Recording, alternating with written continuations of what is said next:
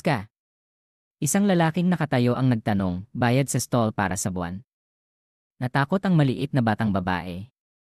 Nakakolekta na siya sa simula ng buwan, ngunit ngayon nasa gitna na, bakit nila gustong mangolekta muli? Sinabi niya na nangungolekta sila ng 3 beses sa isang buwan. Noon, kinaawaan niya si Troy na pumapasok sa paaralan, kaya binawasan niya ang presyo. Ngunit dahil wala siyang silbi, tumigil na siya sa pagkaawa. Wala nang sapat na pera si Alia, kaya hiniling niya sa kanila na ipagpaliban ito sa ilang araw. Tila interesado sila sa kanyang katawan at hindi sa pera. Ang matandang lalaki sa tabi niya ay tumayo sa pagkabalisa. Kung wala kang pera, ipapahiram ko muna sa'yo. Agad siyang sinipa ng lalaki. Kahit na hindi sang-ayon ang mga tao sa paligid, sila ay ang tanyag na ni Gaugang, kaya walang nangahas na kumilos. Narinig nila na sinusuportahan sila ng number 1 gang sa kanluran, ang Hyena Gang, kaya walang nangahas na labanan sila. Muli siyang lumingon kay Alia. Inaanyayahan siya na sumama sa kanya para kumain at magbihis ng maganda at hindi na magbebenta ng mga barbecue skewer. Siyempre hindi sumang-ayon si Alia, ngunit hindi siya binigyan ng pagpipilian. Bigla, isang skewer ang lumipad mula sa kung saan at tumagos sa kanyang palad. Troy, mukhang nakarating ako sa tamang oras. Ang pagbili ng ilang skewer ay hindi sayang. Habang siya ay sumisigaw sa sakit, inutusan niya ang kanyang mga tauhan na hilahin ang skewer. Ngunit ang skewer ay napakalalim at ang paghila nito ay magiging kasing sakit. Nakita siya ng lahat na nagiging malakas, kaya bumulong-bulungan sila. Noon ay hindi niya kayang buhatin ang isang bariles ng tubig. Agad siyang tinawag ni Alia, ngunit binago ni Troy ang paksa, sinasabi na hindi niya kailangang magpasalamat sa kanya. Ang mga ito ay nangahas na bulihin ang kanyang kapatid, kaya kailangan niyang bigyan sila ng isang leksyon. Gayunpaman, walang balak si Alia na magpasalamat sa kanya. Tumakbo siya para suriin siya mula ulo hanggang paa. Hindi sayang na ibinenta niya ang mga barbecue skewer para bayaran ang kanyang matrikula para makapag-aral siya. Nagbuntong hininga si Troy. Ang katotohanan ay hindi pa siya isang martial artist. Hindi isang martial artist pero nagtatago, wika ng pinuno ng Nigaw. Pagkatapos ng kalahating oras ng pakikipagbuno, nakuha rin niya ang skewer. Ngayon, kailangan niyang turuan ng leksyon ang kanyang mga kapatid. Pinrotektahan siya ni Alia, hinihiling na tumakas siya. Inutusan niya ang 2 matataas at malalakas na tauhan na harangan ang daanan. Hindi ba magaling ka? Hintayin mong tusukin kita ng ilang butas at tingnan kung kaya mo pa ring itago, banta niya habang naglalabas ng isang punyal. Hinarang siya ni Alia, kung gusto nilang sumama sa kanya, kailangan muna nilang patawarin si Troy. Hindi siya pumayag, meron pa siyang mas masahol na paraan para ipanood kay Troy ang kanilang pagkakamansa sa kanya at pagkatapos ay panonoodin siyang patay. Ibinagsak ni Troy sa malayo ang taong lumabag sa kanya sa isang suntok na 8 metro. Nangahas siyang gumawa ng mga bagay sa kanyang kapatid. Ginagawa na niya ang mga bagay sa kanya. Nagulat si Alia. Hindi pa martial artist si Troy, ngunit bakit siya napakalakas? Wala na siyang kaunti pa. Hinaplos niya ang ulo ni Alia para sa paghihirap na tiniis niya. Simula ngayon, poprotektahan niya siya. Nangahas kang suntukin ang magandang mukha ko. Sumugod. Agad na tumayo ang 2 sa harap niya, nagpapakita ng kanilang mga kalamnan na binuo sa pag-ehersisyo ng ilang taon. Ngumisi si Troy. Sa isang galaw, pinabagsak niya silang 2, inaalis ang kanilang ugali na ipakita ang kanilang mga kalamnan. Binali ni Troy ang kanyang mga daliri ng paulit-ulit. Sunod na papasok ang bulaklak na batang lalaki na ito sa timbangan. Bagamat may pasa na ang kanyang mukha, napakalakas pa rin niya. Huwag kang maging mayabang.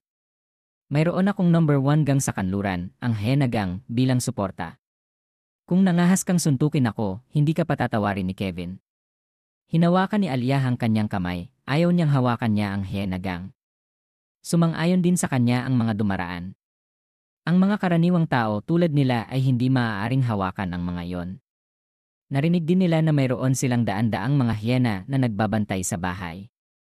Walang sinabi si Troy. Nagtanong lamang siya sa kanya, si Kevin ba ang iyong boss? Nga. Ngayon, nagsisisi ka na ba? Huli na, nakangiting wika niya, tinuturo ang kanyang mukha. Suntukin mo ako, hindi pwede. Kung gayon tatawagin ko ang aking mga kasama. Sa sandaling ito, tumakbo si Kevin na may dalang isang tumpok ng mga bagay. Boss Troy, binilhan kita ng pinakamasasarap na pagkain sa lansangan na ito. Ang kanyang pampalubag loob at pagsunod ay mukhang isang ama na nagbabalik ng pagkain sa kanyang dalawang anak. Napagtanto ng nakapulang damit si Kevin, hindi niya maintindihan ang nangyayari. Gulat din ang lahat. May peklat sa kanyang mukha at tinatanaw ang buhay sa pamamagitan ng isang mata. Siya talaga si Kevin, ngunit bakit? Siya may mukha ng pagsuyo sa harap ni Troy. Sa sandaling ito, nakita ni Kevin ang sitwasyon na amoy pulbura, agad na nagtanong kay Troy. Agad siyang sumagot na may bumubuli sa kanyang kapatid kaya naghahanda siyang umalis sa kanya. Ano? May nangahas na bulihin ang kapatid ng boss. Hayaan mo akong manghimasok. Pagsisisihan niya kung bakit siya lumitaw sa mundong ito. Iginulong ni Kevin ang kanyang manggas, agresibo na naghahanda sa kanyang atake. Oh! Ngunit sinabi ng demonyong iyon na sinusuportahan siya ng boss, wika muli ni Troy. Nagulat ang mga salitang ito kay Kevin, pinagpapawisan sa lahat ng dako.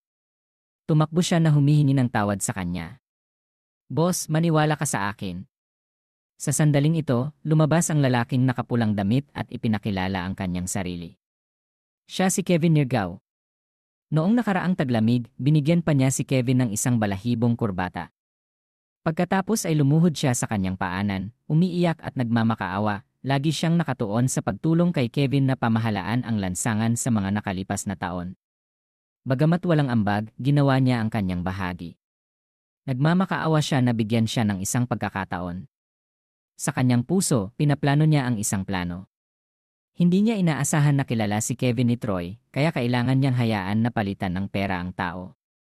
Ihihintay niya ang kinabukasan at kakainin ang mga itim na puso para mabayaran ang kanyang pagkawala. Narinig ni Kevin Nirgao na dodoblehin ang bayad. Agad na bumulong ang lahat, pagdodoblehin ito, hanggang kailan nila babayaran ang kanilang upa. Nakita nila si Troy na may isang hindi karaniwang relasyon kay Kevin, kaya gusto nilang hilingin sa kanya na magsalita para sa kanila. Inakala ni Kevin Nirgao na hawak niya ang tagumpay sa kanyang kamay, kaya ngumiti siya kay Kevin, "Boss, tingnan kung paano ka. Magaling ba ako?" Bobo na parang baka, ngunit gustong magpanggap, galit na sinampal ni Kevin ang kanyang mukha. Ang pagdodoblehin ang pera ay makakasama sa kanya. Si Troy ay isang dakilang tagapagbigay ng kanyang kabutihan. Nangahas siyang makagulo sa kanya, hindi na magiging existing ang Nirgao Gang. Pagkatapos tapusin ang pagpapakawala ng kanyang galit, tumungo si Kevin upang humingi ng paumanhin sa mga tao dahil hindi mahigpit ang kanyang pamamahala, kaya naging sanhi ito ng problema sa lahat. Bilang pagpapahayag ng kanyang paghingi ng tawad, si Kevin, ako, ay nagpapahayag na hindi sisingilin ang Meteor Street sa stall fee sa hinaharap. Ano? Hindi na mangumolekta. Napakaganda. Sa wakas, mapapanatili ko ang perang ito para magpakasal. Napakasaya ng lahat, ngunit naintindihan din nila na ginawa ito ni Kevin dahil kay Troy. Muli, sinabi nila na bago nila maliitin siya noon. Ngayon, si Troy ang una, si Troy ang pangalawa, walang sinuman ang una. Nakita ni Alia na napakahusay ng kanyang kapatid at labis siyang ipinagmalaki. Hindi siya gumastos ng maraming trabaho sa pagbebenta ng mga barbecue skewer para magbayad para sa kanyang matrikula. Tapos na si Kevin, bumabalik na humihingi ng patawad kay Troy.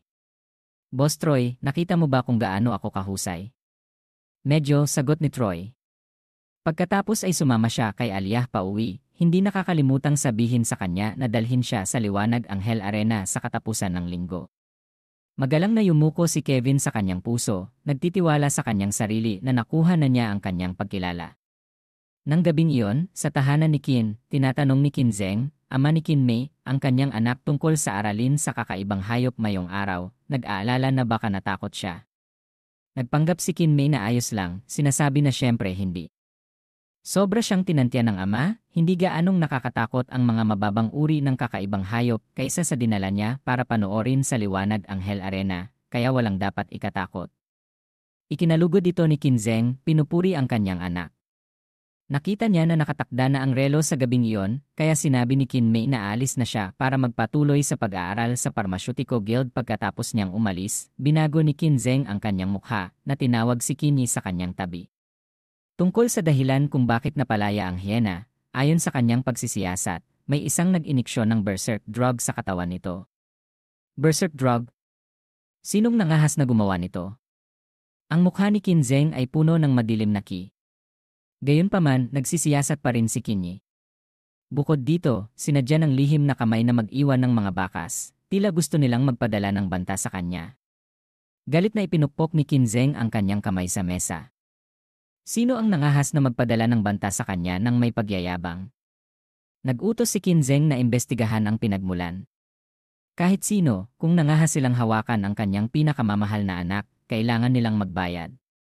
Tinalima ni Qin Yi ang utos at umalis tulad ng isang imahe. Muling nahulog sa pag-isip si Qin Zheng. Inisip niya ang berserk na gamot at iniisip ang liwanag ang Hell Arena kinabukasan sa liwanag. Ang Hell Arena, isang labanan sa pagitan ng isang martial artist at ng isa sungay na impyerno teacher, ay nangyayari sa ilalim ng anyo ng pagsusugal. Hindi inaasahan ni Troy na magiging siksikan ang lugar na ito. Sinabi ni Kevin na araw ng katapusan ng linggo, kaya maraming tao ang pumupunta, ngunit ang mga dumating dito ay hindi karaniwan. 300 taon na ang nakalipas, ang mga kakaibang hayop ay ang mortal na kaaway ng sangkatauhan, sa punto na tumama sila ng hindi nagsasabi. Ngayon, nakikita sila ng lahat bilang kasiyasyang libangan. Hindi alam ni Troy kung ito ay progreso o pagbagsak. Agad na sumugod ang isa sungay na impyerno tiger. Ang mga kuko nito ay nagpabasag ng kalasag ng mandirigma, at siya ay lumipad, tumama sa dingding, at natulog sa 1,000 taong tulog.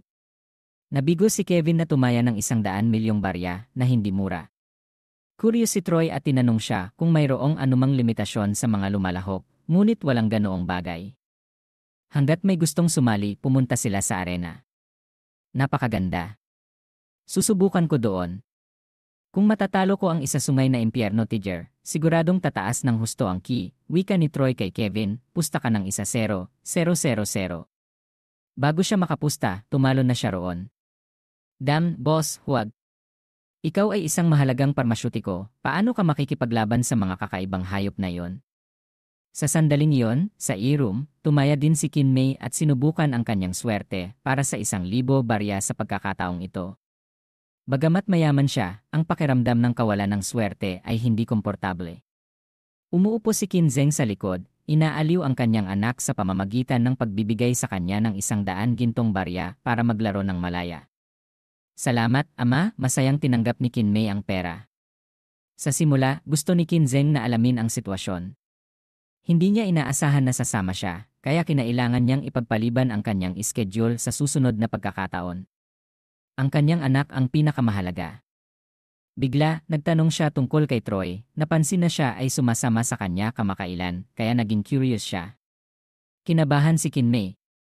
Sinabi na nakatulong sa kanya noon, kaya nakikipaglaro siya sa kanya, haha, tumulong ang mga tao kaya syempre, kailangan kong magpasalamat, hindi sinasabi sa ama ang totoong dahilan. Ngunit narinig ko na si Troy ay may 1-0 lamang. Tiyak na napakahirap maging isang martial artist. Pinili ni Qin Zheng ang kanyang mga salita. Dahil nagdadalaga pa ang kanyang anak, kung mas ipinagbabawal niya ito, mas gagawin niya ito, kaya kailangan niyang baguhin ang kanyang paraan ng pananalita upang madaling malutas ang problema. Si Qin Zheng ay isang ama na may mabuting pag-isip. Sinabi ni Qin Zheng na ang kanilang pamilya ay may pabrika sa timog ng lungsod at gusto nilang pumunta si Troy roon bilang tagapamahala na tinitiyak ang ginhawa para sa buhay. Sa mundong ito, ang malalaking isda ay kumakain ng maliliit na isda. Kung hindi ka isang martial artist, hindi mo magagawa ang anumang bagay sa iyong buong buhay. Dahil dito, ang ilang mga tao ay maaari lamang maging mga alaala. Marahang hinaplos ni Qin Zheng ang ulo ng kanyang anak. Gusto ko lang ang pinakamainam para sa'yo. Sa sandaling ito, ang madla ay naging abala dahil ang isa sungay na impyerno teacher ay natalo, sa ilalim pa rin ng isang estudyante. Dagdag pa, siya ay isang baguhan lamang sa arena, napakahirap itong paniwalaan. Salamat sa pagpatay sa isa sungay na impyerno teacher, nakakuha si Troy ng ki. Mas masarap ito kaysa sa inaasahan niya. Sa wakas, magagawa na niya ang maging isang martial artist pagkatapos magkaroon ng higit sa 100 ki. Nakita ni Qin Mei si Troy at masayang ipinunto kay Qin Zheng. Nagulat si Qin Zheng nang malaman niyang pinabagsak niya ang isa sungay na impyerno teacher. Ang isa sungay na impyerno teacher ay isang kakaibang hayop sa antas ng sundalo. Napabagsak siya ni Troy na nagpapatunay na mayroon siyang lakas ng isang martial artist. Nakita rin ni Kinzeng ang kalahati na tama at kalahati na mali, ngunit gusto pa rin niyang mapanatili ang kanyang paninindigan na nagsasabi, ang isa sungay na impyerno tiger ay isa lamang kakaibang hayop sa antas ng sundalo, isang bituin, at nakaranas ng maraming laban, kaya tiyak na wala na itong sapat na lakas, kaya siya ay natalo sa kanya. Hindi sumang-ayon si Kinmei nang marinig ang kanyang ama na itinatanggi ang kanyang talento. Nakita ni Kinzeng na si Troy ay mayroon lamang isa 0 dati. Paano niya biglang matalo ang isang 1-star na kakaibang hayop sa antas ng sundalo ng ganoon kadali? Dahil dito, ang kanyang tagumpay ay tiyak na may pandaraya. Sa buhay, hindi ka maaaring magtiwala sa sinuman. Bagamat ganoon, naramdaman pa rin ni Kinmei na si Troy ay napakahusay. Tama, kapag ang mga anak na babae ay umibig, kahit na gaano kaliwanag ang kanilang mga mata, bulag pa rin sila. Sa ilalim ng arena, ang paghampas ni Troy ay hindi pa rin kasiya siya. Walang mas nakakatakot na kakaibang hayop para makapag-ehersisyo ang kanyang mga buto. Sa A-room, isang matandang lalaki na may huling yugto ng labis na timbang ay kumakain ng karne ng baka. Bumulong ang isang sekretarya sa kanyang tainga, "Ginoo, ayon sa arena, may bagong dating na nagpabagsak sa isa sungay na impyerno tiger at gustong magpatuloy sa pakikipagkumpetensya. Naniniwala ang iyong nasasakupan na malamang na siya ay pumunta dito para itago ang kanyang kapangyarihan." Pinunasan ang kanyang bibig at pagkatapos ay nagtanong, paano nagawa ang taong pumasok sa arena na gumawa ng problema. Pinunit ng kakaibang hayop ang kanyang daan-daang piraso. Ang kanyang libingan ay nababalutan na ng damo, iniiling-iling ng matanda ang kanyang baso ng alak at iniutos sa kanya na magmadali at ayusin ito. Matagal na siyang hindi nakakaamoy ng bango ng sariwang dugo. Responsibilidad ni Kevin na maging isang diehard fan.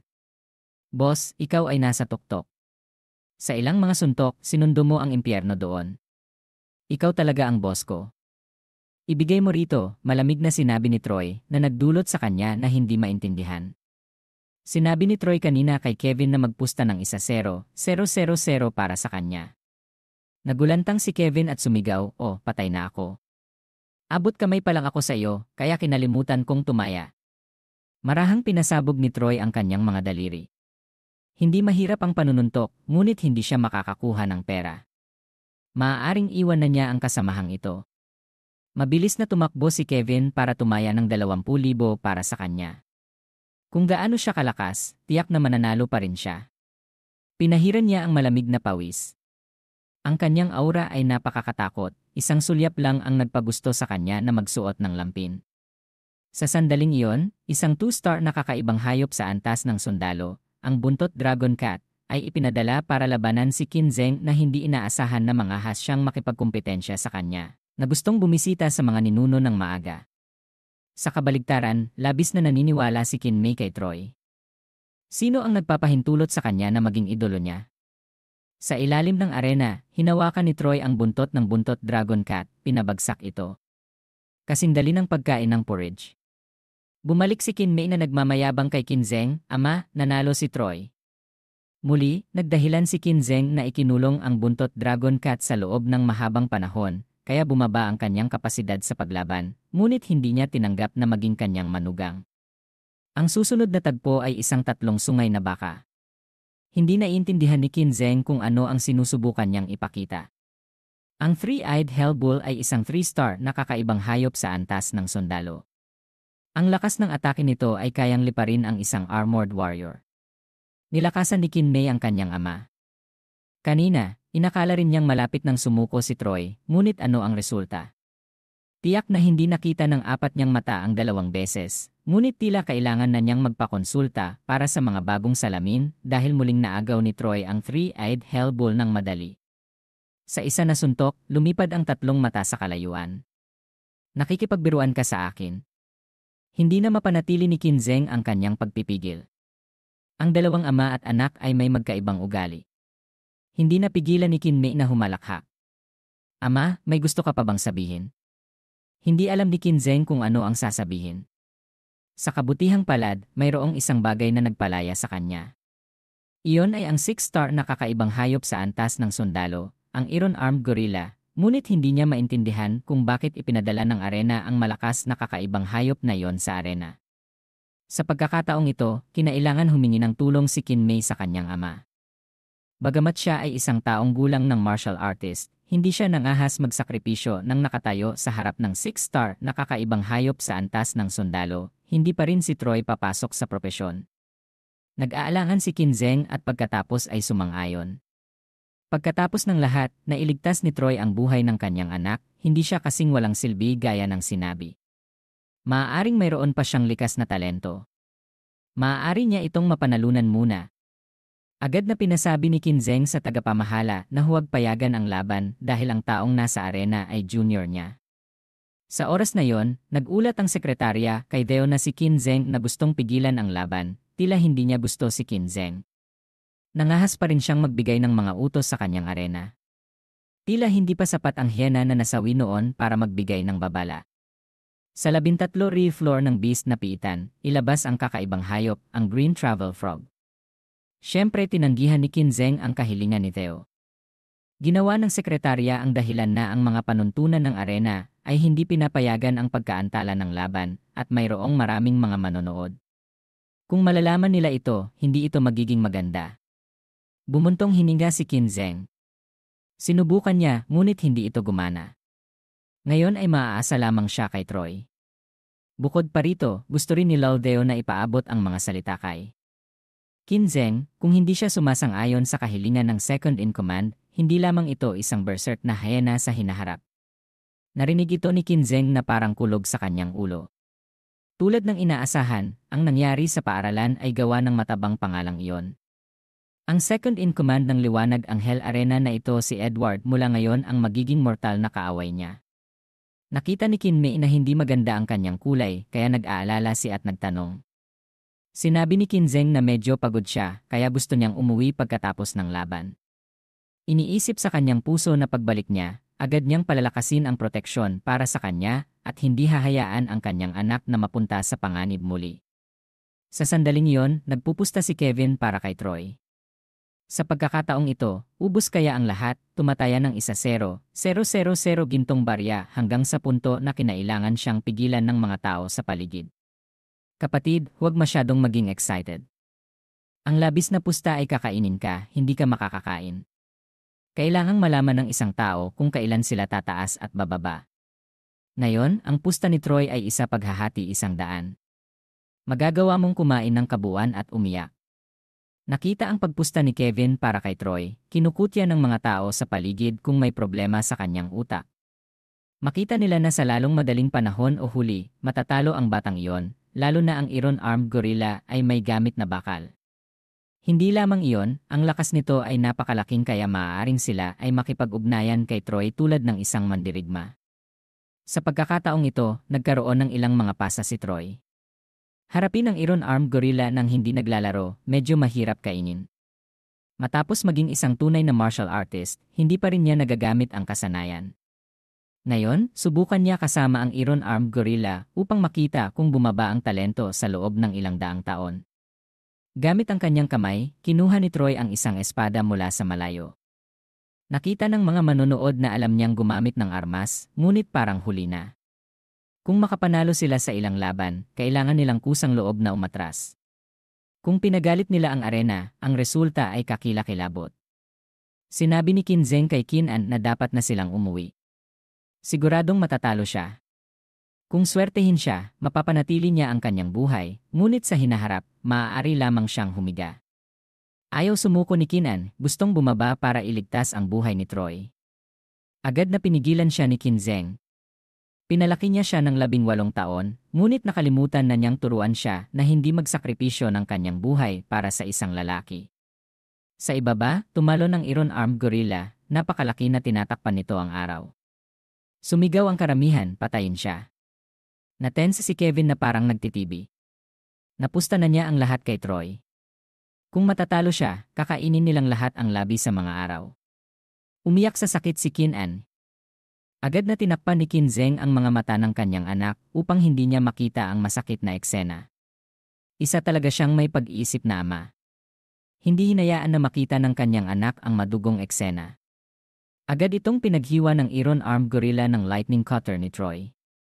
Sabay-sabay na kiniskis ng arena ang kanilang mga mata, gamit ang isang gupit ang tumalo sa kanila. Anong kalokohan ang nangyayari ngayon? Inay, gusto kong pakasalan siya. Ito ang pinakamaraming sinasabi ng mga babae sa eksena. Isang hiwa lang. Paano ito nangyari? Ama. Gulat na tinanggal ni Kian ang kamay ng kanyang ama, natuwa nang makita si Troy na buo pa rin ang mga braso at binti, ngunit bakit nahulog ang iron-armed gorilla? May tumulong ba sa kanya? Walang tumulong. Ibagsak ni Troy ang iron-armed gorilla. Bagamat ayaw niya, kailangan pa ring tanggapin ni Qin Zheng ang katotohanan. Nakakuha ng mahigit 100 ki si Troy mula sa iron-armed gorilla, pinataas ang kanyang kabuang bilang sa 233. Anong magandang karanasan? Boss, malaki ang iyong swerte sa pagkakataong ito, 10 milyong barya. Kasama ng kanyang mga tauhan, itinapon ni Kevin ang pera sa kadalakan na naging dahilan upang hindi siya mangahas na tanggapin. Nasa pasilyo ang arena. Pinupuntahan na ni Kevin ang kanyang premyo. Nagpanggap siyang walang muwang at nagtanong sa kanya kung ano ang sinasabi ng mga tao.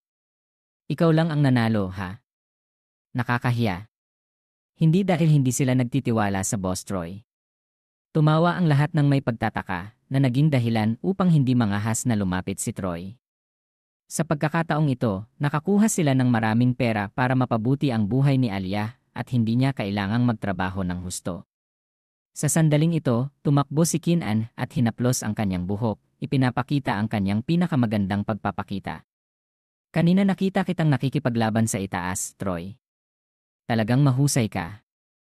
Oh, ganoon ba? Salamat, magalang na sagot ni Troy. Tumigil si Kian sa pagsasalita na naging sanhi upang hindi niya maintindihan kung bakit hindi na siya nagsasalita. Iyon ay dahil nahihiya ang babae. Nakatayo si Qin Zheng mula sa